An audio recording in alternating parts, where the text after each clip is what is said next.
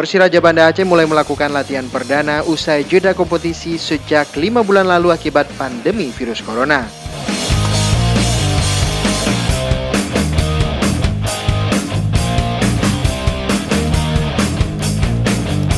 Latihan perdana yang digelar di Stadion Hadi Murtala Banda Aceh sebagai persiapan pada lanjutan Liga 1 2020 yang akan bergulir Oktober mendatang.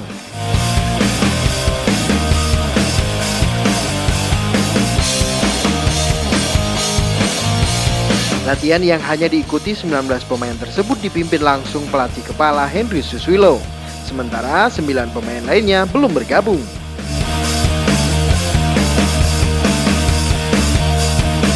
Kepada wartawan, Henry Susilo mengaku pada sesi latihan perdana timnya akan fokus pada latihan fisik. Menurutnya, fisik pemain yang menurun drastis akan terus digenjot kembali setelah 5 bulan tidak bertanding.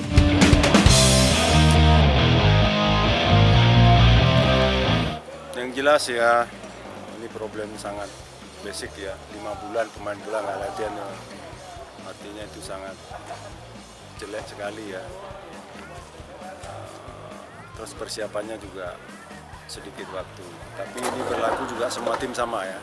Jadi artinya ya bismillah aja kita buka latihan ini, mudah-mudahan apa yang kita rencanakan di 2-3 minggu awal ini mudah-mudahan berjalan lancar ya. Artinya tidak lain sepak bola physical trainingnya diperbaiki 3 minggu. Itu fokus pertama, itu step by step.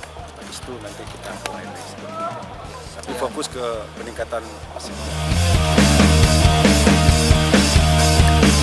Persiraja Banda Aceh diperkirakan akan bertolak ke Yogyakarta pada 26 September mendatang.